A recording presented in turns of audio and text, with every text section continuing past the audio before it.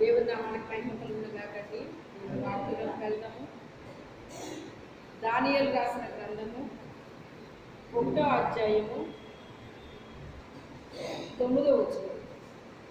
దానియేలు రాసిన గ్రంథము 1వ అధ్యాయం 9వ వచనం.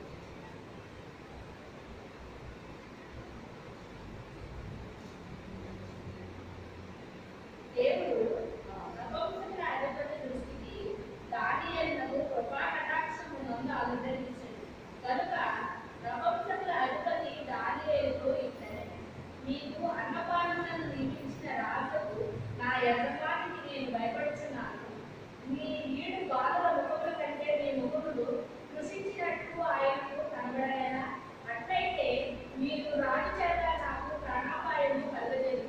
ప్రపంచముల అధిపతి దానియేలు, అనన్య, మిషాయేలు, అజర్యా ద్వారా నేను నిర్మించిన నియామకుతో దానియేలు ఎట్లనెను, భోజనమునకు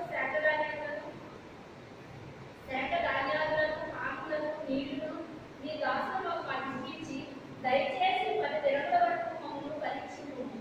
పిమ్మట మా ముఖములను రాజు నియమించిన భోజనము భుజించు బాలల ముఖములను చూసి నీకు తోచినట్లుగా నీ దాసులమైన మా ఎడల జరిగించుము. అందుకతడు ఈ విషయంలో వారి మాటకు సమ్మతించి 10 దినముల వరకు వారిని పరీక్షించండి. 10 దినములైన పిమ్మట వారి ముందుకు రాజు భోజనము భుజించు బాలురందరి ముఖముల కంటే సౌందర్యం గాను కలగాను కనబడగా చిన్న ప్రార్థన చేసుకుందాం. ప్రభా, నాతో మాట్లాడని ప్రార్థన చేసుకుందామండి. స్తోత్రం నాయన, స్తోత్రం తండ్రి, స్తోత్రం ప్రభా, స్తోత్రం నాయన. అత్యున్నత సింహాసనంపై ఆసీనుడైన తండ్రి, నా కోట, నా శైలిమ, నా ఆశ్రయ దుర్గమ, నా విమోచకుడ, క్రీడ రక్షకుడ, మీ వందనాలు, స్తోత్రాలు తండ్రి. ఈ ఉదయకాల సమయంలో ప్రభా నా తండ్రి, ఈ బిడలమైన మా అందరితో మీరు మాట్లాడండి నాయన. ఇందులో ఉన్న గూఢమైన సంగతి, రహస్యమైన సంగతి, మీ రాజ్య మర్మాలు తెలియచెప్పు నాయన.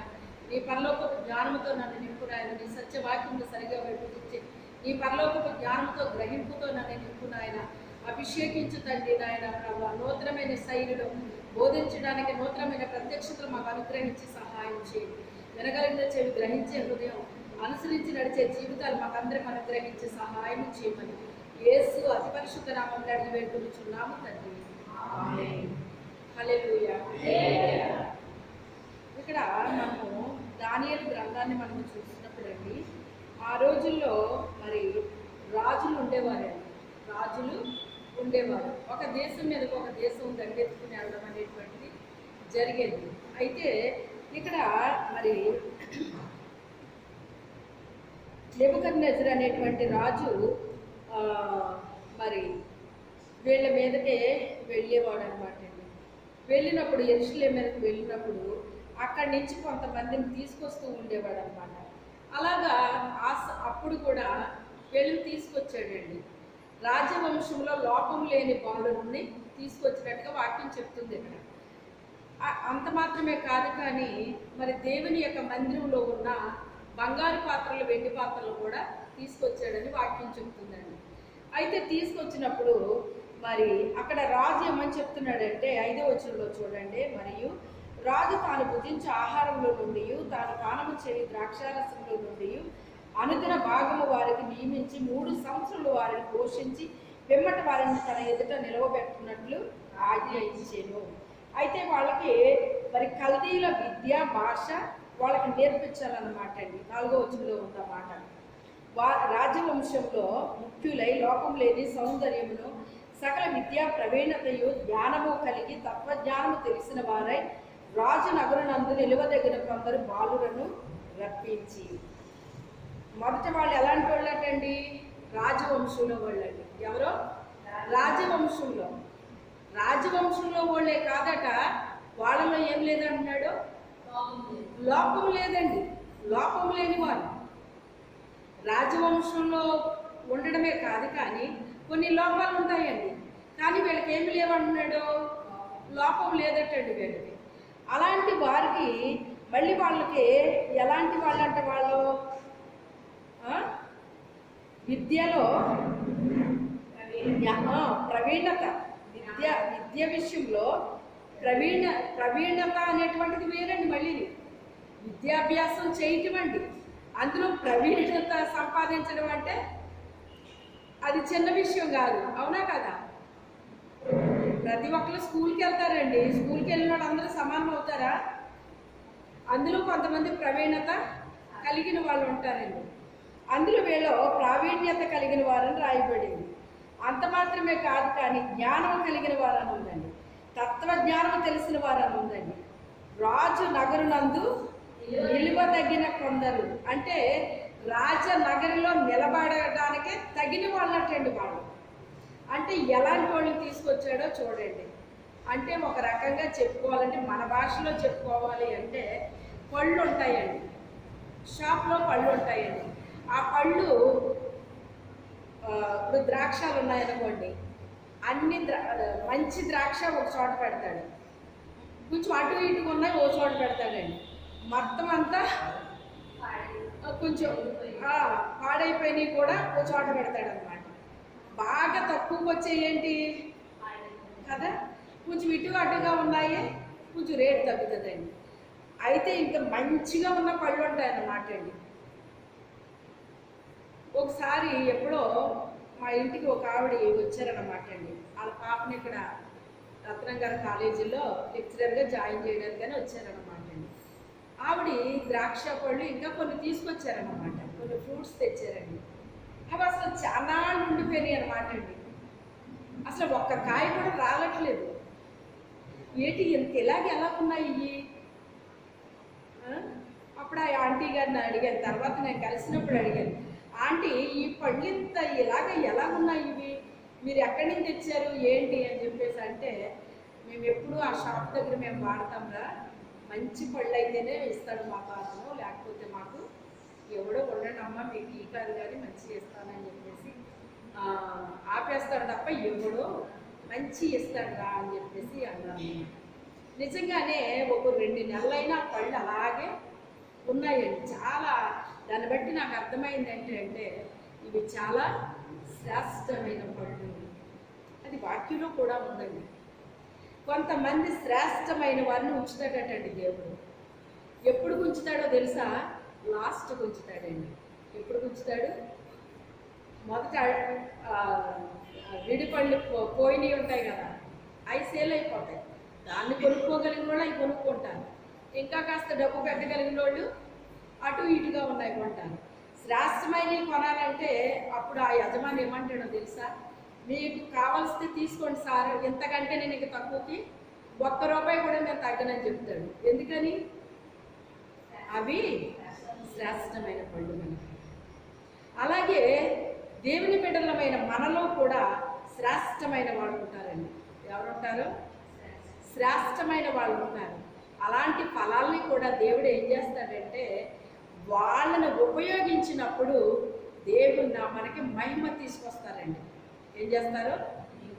దేవుని నామానికి మహిమ తీసుకొస్తారండి. అందుకే అనేక మందిని ఆ రాజు తీసుకెళ్ళాడు, వాడుకున్నాడు. కానీ వాళ్ళంతా కూడా గమనించండి, క్రైస్తవులే వాళ్ళందరూ కూడా. కానీ రాజీ పడిపోయే మనస్తత్వం అనమాట అండి. చాలామంది క్రైస్తవుల దగ్గర రాజీ పడిపోతారండి. అది ఏమంటారో తెలుసా? దానికి అందమైన పేరు, మన ప్రేమ ఎక్కువండి, మాకు జాలి ఎక్కువండి, మాకు కనికరం ఎక్కువండి. అలాంటి చోట జాలి కనికరం ప్రేమ కుదరదు. రాజీ పడిపోయే తత్వము కుదరదు. దేవుని బిడ్డ అంటే మన ద్వారా దేవునికి ఏం కలగాలి? మహిమ రావాలి, మహిమ రావాలి. అందుకే శ్రేష్టమైన ఫలాలను కూడా దేవుడు ఏం చేస్తాడో తెలుసా? దాచి పెడతాడండి ఆయన కొంతకాలానికి. ముందు ఆటోమేటిక్గా ఉన్నాయన్నీ సేల్ చేసేస్తాడు. సేల్ చేసేస్తే ఏం చేస్తారో తెలుసా? ఎండ వస్తేనంట వేడైపోతారటండి. తర్వాత అంటే వాళ్ళ హృదయాలు ఎలా ఉంటాయి అంటే, క్రైస్తవుల దగ్గరికి వెళ్ళేటప్పటికేమో క్రైస్తవులుగా మారిపోతారటండి, లోకస్తులకి వెళ్ళేటప్పటికి లోకస్తుల్లా మారిపోతారు. అంటే ఇక్కడ ఉండేసరికి ఇలా ఉంటారు, అక్కడికి వెళ్ళేసరికి అలా అయిపోతారు. దాన్ని ఏమంటారో తెలుసా? ఇసుక నేల. అంటే వాళ్ళ హృదయాలు ఎలా ఉంటాయట? ఇసుకతో సమానం అన్నమాట అండి. ఇసుకని ఎప్పుడైనా మీరు చూసారా? ఎండకి వేడెక్కిపోద్ది ఇసుక, మళ్ళీ ఎండ పోగానే చల్లబడడం ప్రారంభిస్తుంది అది. అందుకే దాన్ని ఇసుక అంటారన్నమాట. అంటే ఏ ఎండక గొడుగు అన్నట్టు మారిపోతూ ఉంటారండి. అలా మారిపోయే వాళ్ళని బట్టి దేవుని నామానికి మహిమ రాదండి. అలాంటి వారందరినీ తీసుకెళ్ళాడు ఇప్పుడు ఆ రాజు అక్కడికి. తీసుకెళ్తే ఏ ఒక్కరు కూడా దేవుని నామానికి మహిమ వాళ్ళు తీసుకుని రాలేకపోయారు. ఎందుకు అంటే అక్కడికి వెళ్ళాక కొన్ని రూల్స్ పెడతాడు రాజు. అక్కడ కొన్ని రూల్స్ పెడతాడు. పెట్టినప్పుడు ఆ రూల్స్ పాటించలేదనుకోండి ఏవో రకరకాలు చెప్తారన్నమాట. చెప్పినప్పుడు వాళ్ళు ఏమైపోతారు, ఈ గొడవలన్నీ మాకు అనవసరమా, ఎందుకు వాళ్ళు చెప్పినట్టు చేసేది వదిలిపోతుంది అని చెప్పి వీళ్ళు ఏం చేస్తారంటే ఇంకా రాజీ పడిపోతారు అన్నమాట. అంటే వాళ్ళకి మనకి గొడవ ఎందుకు అని చెప్పి అలాగా వెళ్ళిన వాళ్ళందరూ వాళ్ళతో రాజీ పడిపోయారండి. వెళ్ళిన వాళ్ళందరూ దేశం కానీ దేశం ఎవరు చూడొచ్చారు మనల్ని. మన ఊళ్ళో ఉంటే మన ఊళ్ళో చూస్తారు మనల్ని, కానీ ఇది మన ఊరు కాదు కదా, ఎవరు మనల్ని చూస్తారు, ఎవరు మనల్ని పట్టించుకుంటారు అని చెప్పేసి వాళ్ళకి ఇష్టం వచ్చినట్టుగా వాళ్ళు ప్రవర్తిస్తున్నారు అన్నమాట. వాళ్ళు ఏం చెప్తే చేసేస్తున్నారు. అండి ఏం చెప్తే చేసేసినప్పుడు ఏమైనా ప్రాబ్లం ఉంటుందండి ఎక్కడన్నా చెప్పండి. సైతాన్తో కూడా ప్రాబ్లం ఉంటుంది. మరి సైతాన్తో ఏకీపిస్తే సైతాన్ ఏమైనా చేస్తుందా మనల్ని? ఏమీ చేయదండి. మనకి కూడా మంచి సపోర్ట్ ఇస్తుంది అన్నమాట సైతాన్ కూడా. లేదు నీ బాటలోకి నేను రాను, నీ మార్గం వేరు నా మార్గం వేరు, నేను ఏసై మార్గంలోకి వెళ్ళిపోయాను అని మనం అన్నామనుకోండి, అప్పటి నుంచి మన మీద అటాక్ ప్రారంభిస్తుంది అనమాట. రకరకాల శ్రమలకి, ఇబ్బందులకి, ఇరుకులకి, వ్యాధులకి, రోగాలకి ఇలా రకరకాలు విజృంభిస్తూ ఉంటాయి అన్నమాట. ఏమొచ్చినా ఏం పర్వాలేదులే, నా దేవుడు ఉన్నాడు, నా దేవుడు చూసుకుంటాడు, నా దేవుడు నాకు సహాయం చేస్తాడు అని చెప్పి మనము అనుకున్నప్పుడు ఏది ఏమైనప్పటికైనా కొంత శ్రమ అయితే వస్తుంది, కానీ దాని వెనకాల వెంటనే మేలు చేస్తాడు దేవుడు మనకు. శ్రమ వెనుక గొప్ప మేలు దాచిపెట్టి ఉంచుతాడటండి. మేలు కాదంట, గొప్ప మేలు దాచిపెడతాడటండి. చూసారా, నా బిడ్డలు ఇప్పటి వరకు శ్రమ అనుభవించారు, నా బిడ్డలకు ఇప్పుడు ఏం చేయాలి అని గొప్ప మేలు దాచిపెట్టి ఉంచుతాడటండి. వెళ్ళిన వాళ్ళందరూ కూడా వాళ్ళు చెప్పిన వాటికి వీళ్ళు తలొగ్గేస్తున్నారండి. వాళ్ళు చెప్పిన వాటికి ఇంకేమైనా ప్రాబ్లం ఉందండి? ప్రాబ్లం లేదు ఇంకా. అయితే మొత్తం మీద అలా జరిగిపోతున్నాయి రోజులు. అప్పుడు దేవుడు ఏం చేశాడంటే, ఇప్పటి వరకు వేళ్ళే చూసావు కదా నువ్వు, దేవుడు బిడ్డలంటే ఇలాగే ఉంటారని అనుకున్నావు నువ్వు, ఇంకా ఉన్నారు మా వాళ్ళు, ఒరిజినల్ ఫ్రూట్స్ ఉన్నాయి, వాటిని తీస్తాను నేను బయటికి, వాటి సంగతి ఏంటో అప్పుడు చూపిస్తాను నేను ఏంటో వాళ్ళు ఏం చేస్తారో రుజువు చేస్తారో వాళ్ళని బట్టి నేను మహిమ తెచ్చుకుంటాను. నీవు ఇప్పటి వరకు చూసింది వీళ్ళని బట్టి ఇలాగే ఉంటారు అందరూనే అని అనేసుకున్నావు నువ్వు. అందరూ అలాంటి వాళ్ళు ఉంటారు బాబు, నాకు మహిమ తెచ్చే క్యాండిడేట్స్ కూడా ఉన్నారు, శ్రేష్టమైన ఫ్రూట్స్ ఉన్నాయి, వాటిని బయటికి తెస్తాను, అప్పుడు చూద్దాము నీ సంగతి నా సంగతి అన్నట్టుగా. ఇప్పుడు లాస్ట్ ఏం చేశాడంటే, రాజవంశంలో లోపం లేని బాలురుని తీసుకొచ్చాడండి అనమాట. వాళ్ళు విద్యలో ప్రవీణులు అని రాయబడింది, జ్ఞానవంతులని రాయబడిందండి.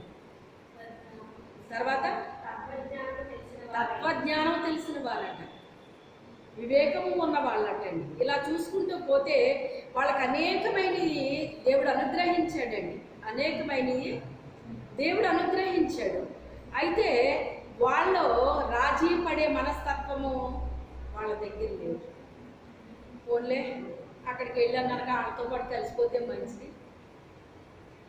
ఒకప్పుడు ఒక మాట ఉపయోగించేవారండి, ఇప్పుడు క్రైస్తవులు అందరూ మళ్ళీ దాన్ని కొంచెం మార్చారన్నమాట.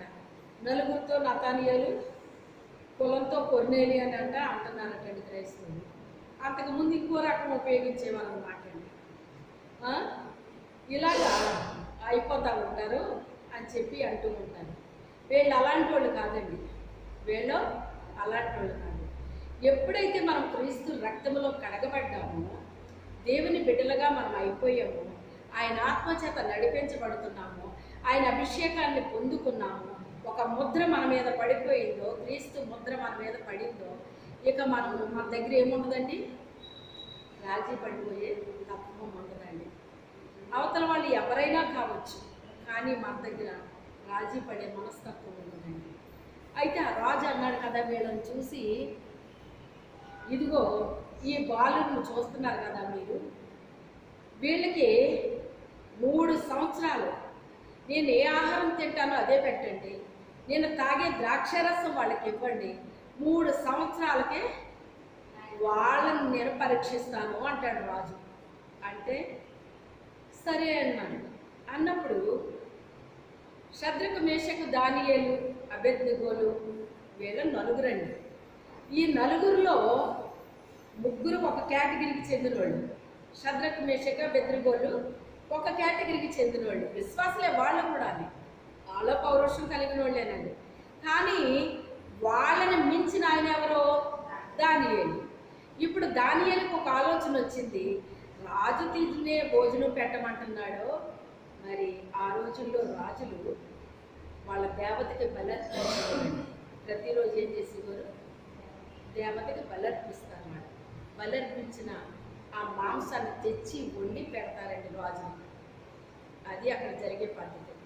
మరి ఆయన ఏం చెప్పాడు ఇప్పుడు, నేను తినే భోజనము పానీయము వాళ్ళకి ఇవ్వండి అన్నాడు.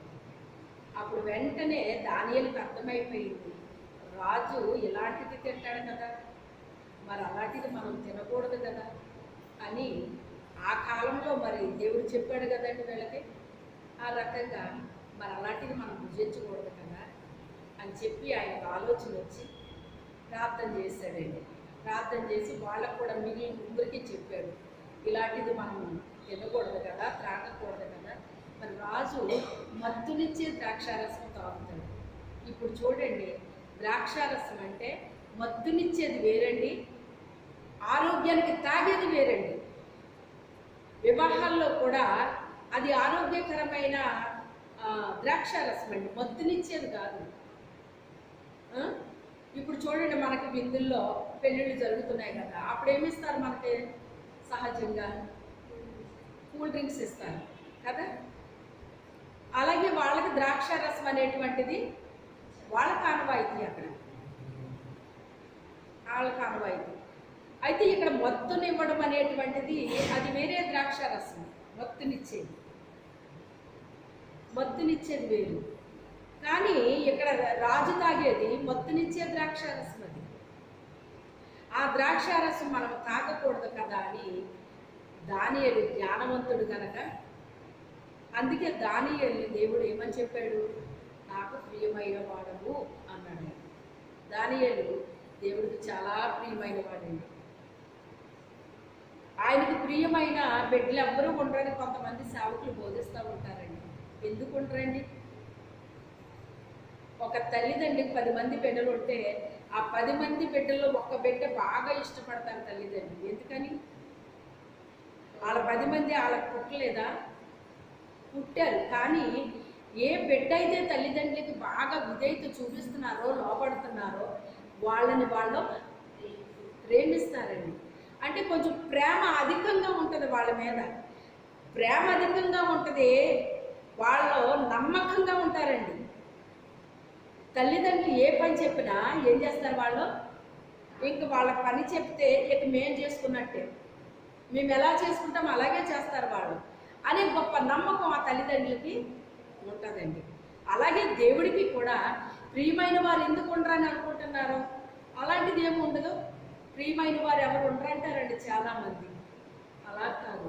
మరి కీర్తనలో 127 అధ్యాయంలో ఎందుకు చెప్పాడు మరి ఆ మాట, తన ప్రియులు నిద్రించుచుండగా ఆయన వారికి ఇచ్చుచున్నాడని ఎందుకు రాయించాడు మరి అక్కడ?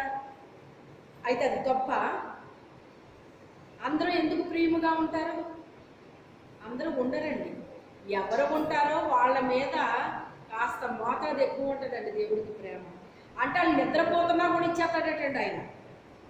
మేలుకుని ఉన్నప్పుడే కాదండి, మన పిల్లలు నిద్రపోతుంటే వాళ్ళ కోసం మనము దాచిపెట్టమా అండి? ఈ రోజుల్లో ఫ్రిడ్జ్లు వచ్చినాయి కనుక ఫ్రిడ్జ్లో దాచిపెట్టట్లేదా పిల్లలకి? చెప్పండి. ఐస్ క్రీములు తెచ్చి పెడతారు కదా పిల్లలకి లోపల. ఇప్పుడు అవి కూడా తినొద్దు అంటున్నారు, వాటి వల్ల జలుబులు అవి ఇవి బయట అసలే తినొద్దు. మీరు తయారు చేసుకుని తినండి అని చెప్తున్నాను. ఉం? మన పిల్లలు మనం దాచిపెట్టినప్పుడు మరి దేవుడు మనకి ఇవ్వడా? మనం నిద్రపోతుంటే ఇవ్వడా ఆయన? మనం ఎలా ఉండాలంట? నిద్రపోతున్నా మనకి ఇవ్వాలంటే మనం ఎలా ఉండాలంట? ఆయనకి ప్రియమైన బిడ్డలుగా మనం ఉండాలి. ఎలా ఉండాలి? ప్రియమైన బిడ్డలుగా మనం ఉండాలండి. అలా ఉన్నప్పుడు ఒకవేళ మనం నిద్రపోతున్నా కూడా ఆయన మనకి ఇస్తానే ఉంటాడటండి. ఇవ్వడం మాండటండి ఆయన. నిద్రపోతారు కదా ఎందుకు లేని ఊరుకోడటండి ఆయన. ఎందుకు ప్రియమైన వాడయ్యాడు దానియేలు? దేవునికి ఇష్టం లేనిది మనకిష్టం ఉండదు. అది ప్రియమైన వారంటే.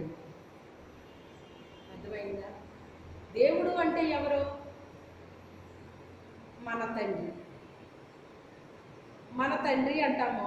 మనం ఒక్కడో ప్రార్థన చేసుకున్నప్పుడు ఏం చేసుకుంటాం? అంటామా కదా? మా తండ్రి అని సంబోధిస్తాం 10 మందిలో ఉన్నప్పుడు. అదే మనం ఒంటరిగా చేసుకున్నప్పుడు ఏమని చేస్తున్నాం? నా తండ్రి పరలోకమందున్న నా తండ్రి అంటే, నా తండ్రి అంటే తండ్రి అయిపోతాడు ఆయన మనకి? అవ్వడు. ఆ తండ్రికి మనకి ఒక రిలేషన్ ఉండాలి, ఒక సంబంధం ఉండాలి. క్రీస్తు రక్తంలో మనము కడగబడాలి. ఆయన రక్తంలో కడగబడి ఆయన బిడ్డలుగా మనం జీవిస్తుంటేనే ఆయనకి మనకి ఒక రిలేషన్ ఉంటుందండి. తండ్రి బిడ్డల రిలేషన్.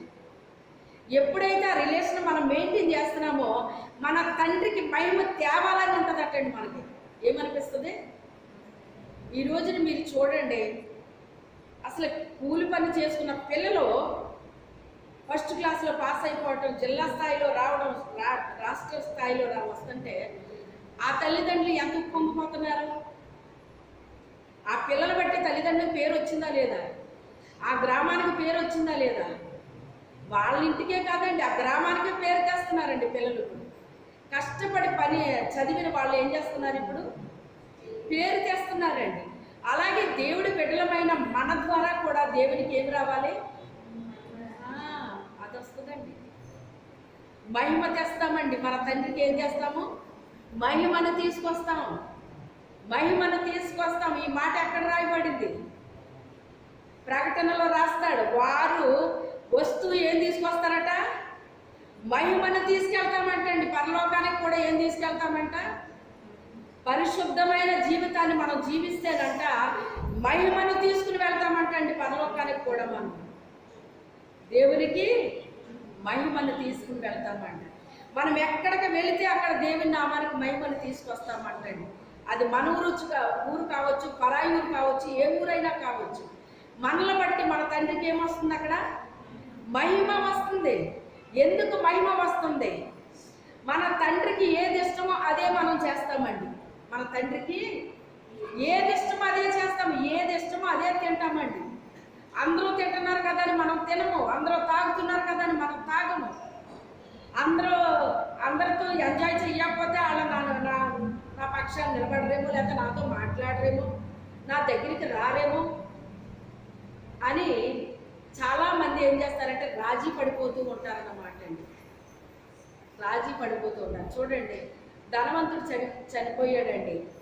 అతను పాతి పెట్టబడినని రాయబడి ఉంటుంది, సమాధి చేయబడినని ఉంటుందండి. లాజరు గురించి రాసినప్పుడు అతను సమాధి చేయబడినని కూడా, అతను పాతి పెట్టబడినని అసలు ఏమీ రాయబడలేదు అక్కడ. మరి అక్కడ ఏం జరిగిందో మనకు తెలియదు. కానీ ఎక్కడున్నాడు అతను? అబ్రహాము రొమ్మున ఆనుకున్నాడండి వీటిని. మరి ఇతనికి చాలా జరిగింది భూమి మీద. చాలా ఘనంగా చేశారు. ఒకవేళ బహుశా ఊరేగించేశారేమో. గంధపు చెక్కలతో కాల్చేస్తారు కొంతమంది. గంధపు చెక్కలతో కాలిస్తే చాలా ఫేమస్ అన్నమాట అండి. కానీ ఆ వ్యక్తి పరలోకం వెళ్ళాడా? అది ప్రశ్న. గంధపు చెక్కలకి చాలా రేట్ అయిపోతుంది. గంధపు చెక్కలతో కాల్చాడని ఊరంతా టామవుతుంది. కానీ అతను పరలోకానికి వెళ్ళాడా? అతని ఆత్మ యుగ యుగాలు నరకంలో కాస్తుంది కదా. మరి భూమి మీద ఎంత పేరు వస్తే ఏ ప్రయోజనం? అతను నరకంలో పడి కాలిపోతూ ఉంటాడు కదా. ఆ లాజరు అయితే కురుపులతో నిండిపోయి బాధపడి కూడాటండి. ప్రతి దినము కూడా బహుగా బాధపడుచుండేను అని రాయబడింది. కానీ దేవునితో అతనికి ఉండే రిలేషన్ చాలా గొప్పగా ఉందండి. దేవునితో అతని రిలేషన్ బాగుంది కనుకే ఆయన చాలా హ్యాపీగా ఉన్నాడు. అందరూ అనుకుంటున్నారు అతను చాలా సమస్యలతో ఉన్నాడు కదా, ఏదో కృంగిపోయి ఉంటాడు, కుమిలిపోతున్నాడేమో, అలాగైపోతున్నాడేమో, ఇలాగైపోతున్నాడు. ప్రజలు అనుకుంటున్నారు అతను కృంగిపోవట్లేదు, హృదయంలో చాలా హ్యాపీగా ఉన్నాడండి. ఎందుకని ఉన్నాడు? నా శాంతిని మీకు ఇస్తాను. ఏమన్నాడు దేవుడు? నా శాంతిని మీకు ఇస్తాను, లోకం ఇచ్చినట్టుగా కాదు. లోకం కొంత శాంతిని ఇస్తుంది, అది పర్మనెంట్ అయింది కాదది, అది నిజమైన శాంతి కాదది. నిజమైన శాంతి దేవుని దగ్గర మాత్రమే ఉంది. అది తినడం వల్ల రాదు, తాగడం వల్ల రాదు, మరి దేని వల్ల రాదండి. మన హృదయంలో ఆ శాంతిని కుమ్మరిస్తాడండి దేవుడు, కుమ్మరిస్తాడండి. అది డబ్బులతో కొంటే వచ్చేది కాదండి ఆ శాంతి. బాబాయ్ నా మనసులో అసలు నెమ్మది లేదండి బాబు, నాకు నిద్ర పట్టట్లేదండి. ఎందుకని? మన హృదయంలో శాంతి లేదు, పోయింది. అందుకే అంటాడు యెషయాలోని, ఎవని మనసు ఆయన మీద ఆనుకుందో వారిని పూర్ణ శాంతి గల వారిగా కాపాడుతాను అన్నాడు. అంటే మనలో శాంతి ఉంది, శాంతి కూడా పోతుందటండి. ఏం చేస్తుంది? శాంతి పోయే అవకాశాలు వచ్చేస్తాయి అంట. ఏదో ఒకటి జరుగుద్దండి, మనుషులు కదా. ఆ జరిగినప్పుడు ఏమైపోతుందంటే శాంతి వెళ్ళిపోతూ ఉంటుందటండి మన దగ్గర నుంచి. అబ్బాయి నా హృదయం అసలు నమ్మది లేదండి అంట. అప్పుడు దేవుడు ఏం చేస్తాడంట? నా మీద అనుకుంటే వారిని నేనేం చేస్తాను? శాంతి కాదంట, పూర్ణ శాంతి. అంటే ఎక్కడ ఇంకా కొరత ఉండదు అనమాట అండి శాంతికి. అట్టి రీతిగా పూర్ణ శాంతితో నేను వాడిని కాపాడతాను అన్నాడు. కాపాడటం ఏంటండి? మనలో నుంచి శాంతి వెళ్ళిపోతుంటే దాన్ని ఏం చేస్తాడు ఆయన? వెళ్ళకుండా మనల్ని కాపాడతాడండి, కాపాడతాడండి.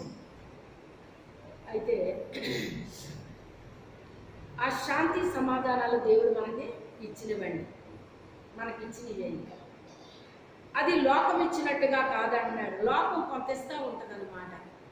ఏదో చూస్తేను, ఏదో తింటేను, లేకపోతే మంచి వస్త్రాలు ధరించుకుంటేను వచ్చే శాంతి వేరు, ఆ సమాధానం వేరు, ఆ ఆనందం వేరు, ఆ నెమ్మది వేరు. ఆ బట్టలు మళ్ళీ ఒకసారి ఉతికామనుకోండి కొత్తయండి. కొత్తవి కట్టుకున్నప్పుడు ఉన్న అంత ఆనందం ఒకసారి ఉతికైతే కట్టుకుంటూ ఉంటుందండి? ఉండదు, పోయింది. అప్పుడు ఏంటండి కొత్త బట్టలు అండి అంటే లేదండి ఒకసారి ఉతికేసారు అంటే ఏమైపోయింది? ఇప్పుడు అది కొత్తగూడలో దాని కొత్తదనం పోయిందన్నమాట అండి. చూసారా? ఒక బట్ట వల్ల వచ్చే ఆనందం ఎంతసేపు ఉంటుంది? అది ఉతికేంత వరకే. మనం భోజనం చేసిన ఆనందం ఎంత ఉంటుంది? అది అరిగిపోయేంత వరకే.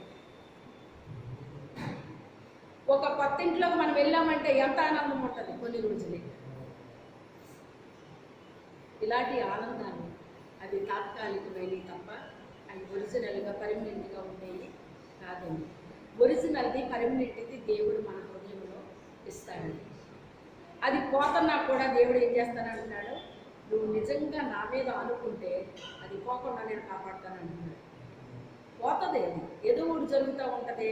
లోపంలో ఉన్నారు కదా, ఏదో ఒకటి జరుగుతూ ఉంటుంది. కాబట్టి దేవుడిలో మనం ఉన్నామనేసి సాతాను అలా చూడటం కూర్చుంటాడు మనల్ని. వాళ్ళ జోలికి ఎందుకులే వెళ్దాం, వాళ్ళు నా బిడ్డలు కాదు కదా, ఇంకెందుకులే అని మనం వదిలేస్తాడండి. అసలు మనం ఎంత దేవుళ్ళలోకి దగ్గరైపోతున్నామో, దేవుడికి దగ్గరైపోతున్నామో ఆడికి అంత బాధ వచ్చేస్తుందండి. తెలుసా మీకు? ఎవరో ఒకళ్ళు గిల్లుతూ ఉంటాడనమాట, మన మీదకి రేపుతూ ఉంటాడనమాట అండి. అనవసరంగా మన మీద గొడవకు వచ్చేస్తారండి. మనం వెళ్ళం వాళ్ళ మీదకి. అనవసరమైనవి మన మీదకి ఎన్ని వస్తాయో తెలుసా మీకు? వాటికి ఏం చేయాలో అర్థం కాదనమాట. ఏంటి అనవసరమైనవి ఏంటి నా మీదకి వస్తాయి? ఏమీ లేదు, నువ్వు కాస్త సద్భక్తితో బ్రతకాలనుకుంటున్నావు కదా, అందుకు వస్తాయి. ఎందుకు వస్తాయి? సద్భక్తితో బ్రతకాలని మనసులో అనుకున్నావు కదా, తీర్మానం చేసుకున్నావు కదా, ఆ తీర్మానాన్ని చెడగొట్టడానికి సాతానుడు ఏం చేస్తాడంటే అలా కొంచెం గిల్లుతూ ఉంటాడు, ఎవరో ఒకరు గిల్లుతూ ఉంటాడు అనమాట. మన మీదకి ప్రేరేపిస్తూ ఉంటాడు అనమాట. మనలో ఉన్న నెమ్మది పోవాలి, మనలో ఉన్న శాంతి పోవాలి, సమాధానం పోవాలి, మనం ఏడుతో కూర్చోవాలి, దుఃఖపడతా ఉండాలి, విచారంగా ఉండాలి, రుంగిపోవాలి. ఇలా ఉండాలి మనం. అప్పుడు ఆడు ఆనందంగా ఉంటాడన్నమాట. అమ్మయ్య వర్కౌట్ అయిపోయింది, వాళ్ళు ఒక్క గిల్లేను అయిపోయింది వాళ్ళ పని అని వెళ్ళిపోతాడు. మళ్ళీ అలా విజిట్ చేస్తూ ఉంటాడండి. ప్రభువుని ఆహ్వానించాలండి. దేవుడు మన ఇంటికి రావాలంటే, మన హృదయంలోకి రావాలంటే ఆహ్వానించాలండి. సైతాన్ని ఏమి ఆహ్వానించక్కర్లేదు, ఆహ్వానించకపోయిన వస్తాడు మనం. తెలుసా, మన సంతోషం సమాధానం పోగొట్టడం కోసం సాతానుడు వస్తూ ఉంటాడన్నమాట. కానీ దేవుడు అంటాడు, మీ సంతోషాన్ని నేను పోకుండా కాపాడుతూ ఉన్నాను. మీ హృదయాల్లో ఒక శాంతిని ఇచ్చాను కదా, ఆ శాంతి పోకుండా మిమ్మల్ని నేను ఏం చేస్తాను, కాపాడుతూ ఉంటాను అంటున్నాడు. అయితే ఇక్కడ వీళ్ళ బాలురని రాయబడింది. బాలురే కానీ వాళ్ళు ఎంత ఖచ్చితమైన వాళ్ళు అంటే అండి, మా దేశంలో ఉన్నప్పుడే కాదు, మేము ఎక్కడ ఉన్నప్పటికైనా మా నియమాలు మేము పాటిస్తాం. ఎందుకంటే దేవునితో వాళ్ళకు ఉండే రిలేషన్ అలాంటిదండి. అది మామూలుగా అందరి కోసం చేసే భక్తి కాదు, అది వ్యక్తిగత భక్తి అండి. దేవునితో ఎప్పుడు కూడా మనకు వ్యక్తిగత సంబంధం ఉండాలండి. లాజరుకి వ్యక్తిగత సంబంధం ఉంది ఆయనతో. అందుకే అందరూ అబ్బాబా ఎప్పుడు చూసినా సమస్యతోటే ఉంటాడు. ఈ లాజరుకి అసలు ఆ ఒంటి నిండా కురుపులు చూడు ఎలా ఉన్నాయో, అసలు ఇలా ఉన్నాడేంటి, ఎప్పుడు చూసినా మరి దేవుని స్తుతించుకుంటూ ఉంటాడు, ఆరాధించుకుంటూ ఉంటాడు, దేవుని తలపోసుకుంటూ ఉంటాడు, కానీ ఇలా ఉంటాడేంటి వీడు అనుకుంటున్నారు ప్రజలు. కానీ అతని హృదయంలో ఉన్న నెమ్మది ఎవరికీ లేదండి. అంత నెమ్మదితో అతను బ్రతుకుతున్నాడు అన్నమాట. చనిపోయినప్పుడు కూడా హ్యాపీగా చనిపోయాడటండి. ఎందుకని, తన మనసు ఇంక దేని మీద పెట్టుకోలేదు, తన మనసు దేని మీద పెట్టుకోలేదు, దేవుడి మీద ఆనుకుని వెళ్ళిపోతున్నాడు అనమాట. అంతే, ఒకరోజు మరణం అయ్యాడు, దేవదూతలు వచ్చినాయి అంట, తీసుకుని వెళ్ళిపోయినాయి అంటండి. ఎంత గొప్ప విషయం అండి ఇది అసలని. ఇది చిన్న సంగతి కాదండి. ఇది దేవదూతల చేత కొనుక్కోబడినవి అంటే దేవుని బిడ్డలకి వాళ్ళ మరణం అయ్యేటప్పుడు అంట, మన ఆధ్యాత్మికంగా ఇక్కడ ఎలాగైతే మనము ఆత్మీయంగా ఎదుగుతున్నామో అంతస్తులు మనకు అక్కడ నిర్మాణం జరుగుతూ ఉంటుందట పరలోకంలో. దేవుని కొరకు మనం ఎంత ఖర్చు పెడుతున్నాము, దేవుని కొరకు ఎంత ఉపయోగిస్తున్నాము, అది మన శ్రమైనా కావచ్చు, ధనమైనా కావచ్చు, వస్త్రమైనా కావచ్చు, ఆహారమైనా కావచ్చు, మరి ఏదైనా కావచ్చు, దేవునికి ఎంతైతే మనం ఖర్చు పెడుతున్నామో అక్కడ మన ఇంటికి ఉపయోగపడుతూ ఉంటుందటండి. ఎక్కడ, పరలోకంలో. పరలోకంలో మన కోసం ఎంత ఖర్చు పెట్టుకున్నామో అనేటువంటిది అక్కడ లిఖించబడుతుంది. దేవునికి ఎంత ఖర్చు పెట్టామనేటువంటిది మన ఆధ్యాత్మిక జీవితానికి అది అక్కడ ఉపయోగపడుతూ ఉంటుందటండి. మన ఆత్మీయ గృహాలు అక్కడ నిర్మాణం జరుగుతూ ఉంటాయటండి, నిర్మాణం జరుగుతాయంట. ఎప్పటి వరకు అంటే మనం చనిపోయిన రోజున మన ఇల్లు కంప్లీట్ అవుతుందటండి. ఈ రోజు వేళ కళ్ళు మూస్తారు, ఇంట్లో గబగబా కట్టేయండి అని వాళ్ళకి ఆర్డర్స్ వెళ్తాయటండి. ఆ ఇంటి నిర్మాణం ఆ రోజు కంప్లీట్ అయిపోద్దట. దేవుడి బిడ్డల కొరకంట దేవదూతలు వచ్చేస్తాయటండి. ఎందుకంటే నేను ప్రభు పాద సన్నిధిని ఒక బుక్ చదివానండి. నేను కొన్ని సంవత్సరాల క్రితం చదివాను. నేను అది సాధు సుందర్ సింగ్ గారికి రాసిన బుక్ అనమాట. ఆయన రాయలేదు, కానీ ఆయన మరణం అయిపోయిన తర్వాత బుక్ ఎవరు రాశారన్నమాట. అది సాధు సుందర్ సింగ్ గారికి సంబంధించిన దాంట్లో ప్రభువు ఆయన మాట్లాడుకుంటే జవాబు చెప్పినవి అలాగన్నీ రాయబడినవి. అందులో ఈ విషయం కూడా రాశారన్నమాట అండి. రాసినప్పుడు మరి కనీసం ఒక్క ఆత్మనే మనం రక్షణలోకి నడిపించినానంటండి, మనకి కిరీటాలు ఇవ్వబడతాయటండి. ఆ కిరీటానికి ఒక వజ్రం పదవబడుతుందట. దేవుని కొరకు ఎవరైతే దెబ్బలు తిన్నారో, గాయపడ్డారో వాళ్ళకి నక్షత్రాలు పొదగబడతాయటండి శరీరంలో. పౌలు కంటండి ఒళ్ళన్నీ నక్షత్రాలు ప్రకాశించేస్తున్నాయటండి. ఎందుకని, దేవుని కొరకు దెబ్బలు ఎలా తిరలేదండి ఆయన. మనం మాటే అనిపించుకోలేము, దెబ్బ ఏమే పడతామండి. మనం ఎవరన్నా మనం చిన్న మాట అన్నారనుకోండి అనిపించుకోగలమా? ఎంత బాధపడిపోతారో. మరి దేవుని కోసం దెబ్బలు తిన్నారు అంటే ఒక్కొక్క దెబ్బకి పడిన గాయంలోనంట ఒక్కొక్క నక్షత్రాన్ని అమలుస్తాడటండి దేవుడు. ఒక ఆత్మ మన ద్వారా వచ్చింది అంటే మనకివ్వబడిన కిరీటంలో అవి పొదగబడతాయటండి. ఎన్ని ఆత్మల రక్షణలోకి నడిపించామో అన్ని పొదగబడతాయటండి ఆ కిరీటంలో. ఆ ప్రకాశమానమైన కిరీటాన్ని మరి తన దూతలను పంపిస్తాడటండి వాళ్ళ దగ్గరికి. ఇదిగో ఈ రోజున పలానా వ్యక్తి చనిపోబోతున్నారు, మీరు వెళ్ళి తీసుకుని రండి అని ప్రభు పంపిస్తారట. వాళ్ళు ఎలా వస్తారంటేనంట సకల వాయిద్యాలు వాయించుకుంటూ వస్తారటండి. భూమి మీద వాయిద్యాలు వాయిస్తారు కదా కొంతమందికి, ఈ వాయిద్యాలు కాదటండి. అసలు చాలా మధురమైన సంగీతాన్ని పంపిస్తాడటండి దేవుడు. ఆ సంగీతంతో వాళ్ళ దేవదూతలు వస్తూ ఉంటారంటండి తీసుకెళ్ళడానికి. ఎందుకంటే నేను ఆ బుక్లో చదివింది ఏంటంటే వేరే దేశం అండి, అది ఏ దేశం నాకు గుర్తు రావట్లేదు, కానీ ఒక దేశంలో ఒక చిన్న అమ్మాయి చనిపోయింది అనమాట అండి. చనిపోతే ఇంకా చనిపోలేదు, ఏంటో పరాగ్గా మాట్లాడుతుందండి. పరాగ్గా మాట్లాడితే మన ఓడి పెట్టే పేరు ఏమంటారు చెప్పండి, ఏం పెడతారు పేరు?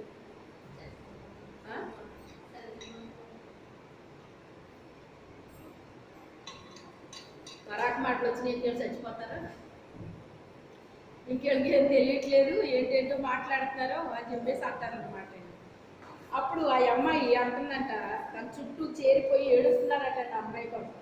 వాళ్ళ తల్లిదండ్రులు, బంధువులు, రక్త సంబంధులు అందరూ మంచం చుట్టూ నిలబడి అయ్యో ఏంటి అమ్మాయి ఇలా అయిపోయింది అని చెప్పేసి ఏడుస్తుంటే ఆ అమ్మాయి చూస్తుందంట వీళ్ళందరూ తన కోసం వచ్చేసారట అండి. చక్కగా వాయిద్యాలు వాయిస్తున్నారట. అసలు బాబాయ్ నా కోసం ఏంటి ఇలా రావడం ఏంటి, ఇలా వాయిస్తున్నారు ఏంటి అని అమ్మాయి ఆశ్చర్యపోతుందంట.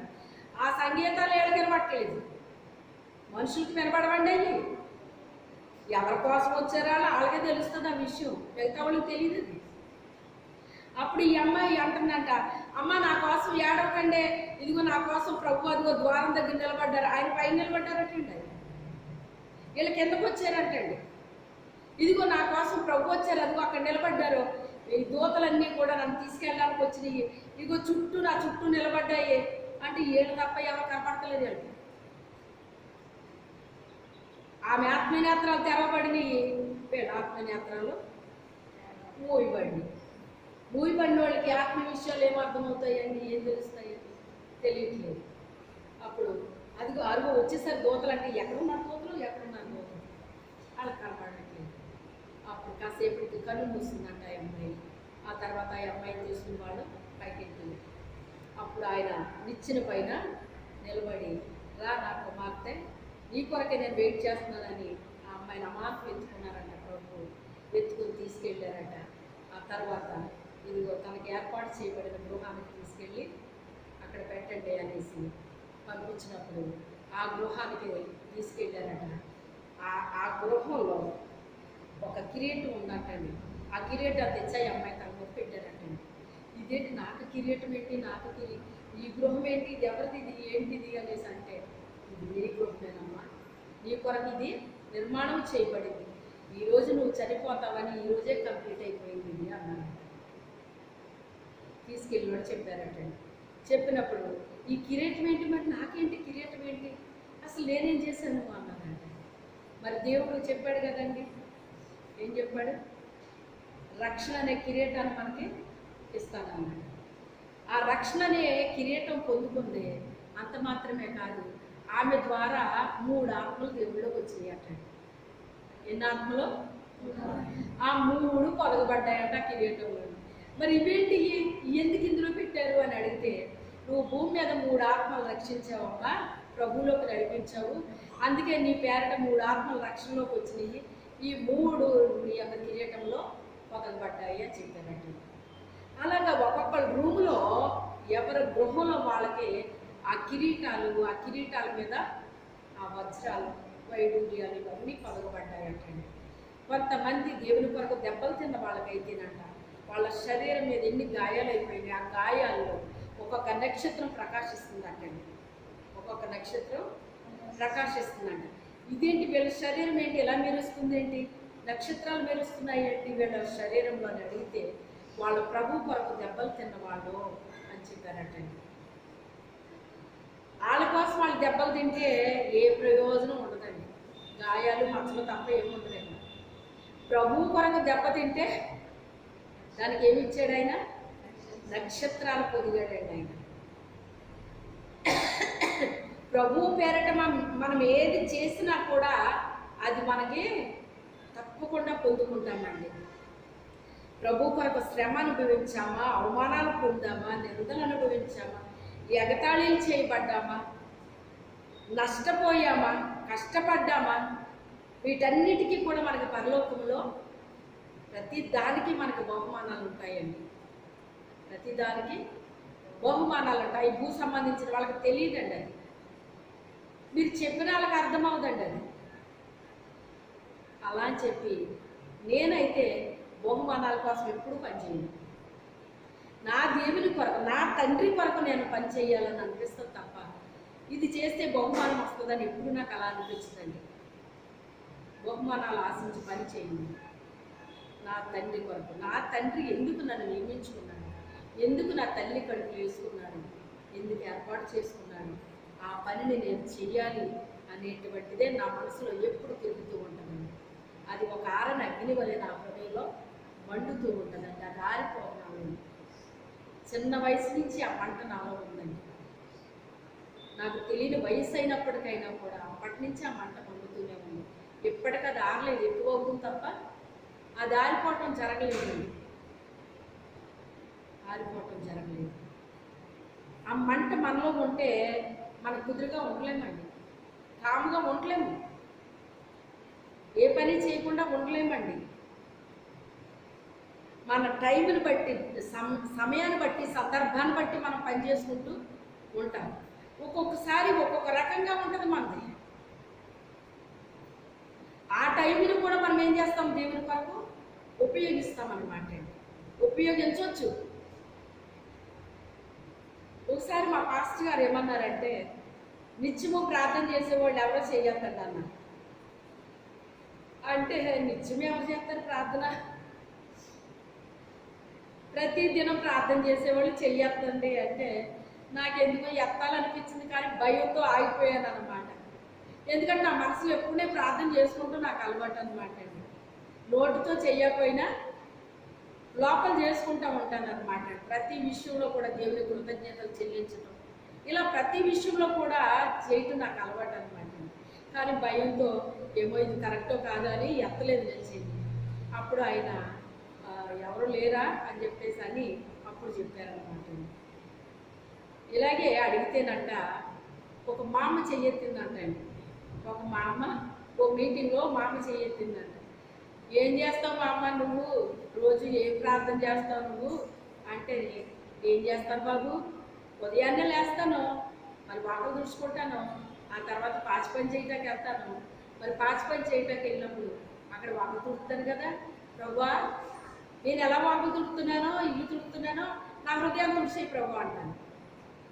తర్వాత గిన్నెలు తోముతాను, ఆ గిన్నెలు తోమినప్పుడు ప్రభు ఎలా తోమేస్తున్నానో అలాగే నా హృదయాన్ని కూడా శుద్ధిగా చేసే ప్రభు అంటాను. ఆ తర్వాత బట్టలు ఉతుకుతానండి. బట్టలు ఉతికేటప్పుడు ప్రభు ఈ మురికి అంతా నేను ఎలా వదిలిచేస్తున్నానో నాలో ఉన్న మురికి అంతా వదిలిచే ప్రభు అని చేస్తానండి. ఇలాగ ప్రతి దానికి నేను చేస్తానండి, ఇలాగ అలవాటు నాకు అన్నానండి. అప్పుడు దేవుని స్తోత్రం. సేమ్ అదే ప్రార్థన చేసిందండి. అని కూడా ఏ పని చేస్తంటే ఆ పనికి నేను ఆపాదించేసుకునేదాన్ని అన్నమాట. నేను ఎలా చేస్తున్నాను కదా నన్ను ఎలా చేసి, నేను ఎలా చేస్తున్నాను నన్ను ఎలా చేసి, సేమ్ అదే ప్రార్థన చేసేదాన్ని అనమాట. అమ్మో అయితే మా అమ్మలాగే చేస్తున్నాను అనమాట నేను అని నాకు సంతోషం అనిపించింది అన్నమాట. ఇది ప్రార్థన అని మీరు అనుకోవచ్చు, కానీ ఎంత మంచి ప్రార్థన ఇది. శుద్ధిగా ఉండాలని ఎలా కోరుకుంటుంది తను, గిన్నె ఎలాగా శుభ్రంగా తోమి కడుగుతున్నాను అలా ఉండాలి నా హృదయం అని కోరుకుంటుంది, అలా ఉండాలి నా శరీరం అని కోరుకుంటుంది. మరి యెషయా గారు రాసి ఏమంటాడంటే, మా నీతంతా కలిపి మురుకు గుడ్డల్లా ఉన్నట్టాడండి. మా నీతంతా కలిపి మురుకు గుడ్డ. దేవుని స్తోత్రం. అదొక అనుభవం అండి నాకు. ప్రభా ఈ బట్టలు నేను ఉతుకుతున్నాను, నాలో ఉన్న మురికంతా వదిలించే నేను ప్రార్థన చేసుకున్నాను, బాగానే ఉంది. ఆ తర్వాత మిగతా వాళ్ళు కూడా ఉతకటం మొదలెట్టాను. చూసారా, నన్ను నేను ఉతుక్కున్నాను కనుక ఏం చేశాను, మిగతా వాళ్ళు ఉతకడానికి నాకు ఇచ్చాడు అధికారం. దేవుడు అధికారం ఇవ్వకుండా ఉతకలేమండి. అధికారం ఇవ్వకుండా ఉతికితే ఊరుకోరు ఎవరు. ఆ అధికారం దేవుడి దగ్గర మనం పొందుకోవాలన్నమాట. ఆయన మనకు అధికారం ఇస్తే ఉతికి ఆరేసేయచ్చు అన్నమాట. ఎందుకని? కలెక్టర్ గారు మనకి వచ్చారు. కలెక్టర్ గారు వచ్చినప్పుడు ఆయనకి ఏమి ఇవ్వబడింది? ఒక అధికారం, హోదా ఇవ్వబడింది. ఇప్పుడు ఆ ఆఫీస్లో ఉన్న ఒక అటెండర్ ఉంటాడు. అటెండర్ మాట్లాడిన దానికి కలెక్టర్ గారు మాట్లాడింది ఒకటి అవుతుందా? చెప్పండి. ఇద్దరు ఒకటే మాట్లాడవచ్చు, కానీ ఇద్దరితో ఒకటి అవుతుందండి? ఆయనకి అధికారం ఉంది, పవర్స్ ఉన్నాయి ఆయనకి. ఆయన మాటకున్న వాల్యూ ఒక అటెండర్కి ఉండదు. ఉంటుందా? ఉండదు. అలాగా దేవుడు కూడా మనకి కొన్ని పవర్స్ ఇస్తాడటండి. ఆ అధికారం ఎప్పుడైతే మనకి ఇచ్చాడో దేవుడు, ఆ పని పైన మనకి ఏముంటుంది? అధికారం ఉంటుందండి. అందుకే దేవుడు ఉతికి ఆరేసే అధికారం నాకు ఇచ్చాడు అన్నమాట. అందుకే ఇంచుమించుగా మీరు అలాంటి మురికి ఎక్కడ ఉంచింది నేను. దేవుడి స్తోత్రం. మురికంటే ఏంటో తెలుసా మీకు? నేను కాబట్టి ఇంత ప్రార్థన చేస్తున్నాను, నేను బట్టి ఇంత కానుకెత్తున్నాను, నేను కాబట్టి ఇన్ని ఉపవాసాలు ఉంటున్నాను, నేను కాబట్టి ఇలాగా, నేను కాబట్టి అలాగా, నేను కాబట్టి ఇలాగ ఎప్పుడు కూడా మనము అనుకోకూడదు. అదే మురికంటే. ఎవరిదో తెలుసా ఇది? పరిసయ్యుడిది. ఎవరిదే? పాపినైనా నన్ను కరుణించు అని ఎవరన్నారు? అన్నాడా? మరి ఎలా వెళ్ళాడు బయటికి? నీతిమంతుడిగా తీర్చబడిపోయి వెళ్ళిపోయాడు. వచ్చినప్పుడు పాపిలాగా వచ్చాడు, వెళ్ళాడు పరిశుద్ధులాగా నీతిమంతుడిగా తీర్చబడి వెళ్ళిపోయాడు. పరిసయ్యుడు లోపలికి వచ్చాడు. ఏం చెప్తున్నాడు దేవుడికి? నేను వారానికి 2 సార్లు ఉపవాసం ఉంటాను, నేను దశమ భాగం ఇస్తాను. తర్వాత అతను ఏం చేస్తాడో అవన్నీ చెప్తున్నాడు దేవుడు. ఏవండి చెప్తే కదా దేవుడికి తెలీదా? మనం ఏం చేస్తున్నామో దేవుడికి తెలీదా?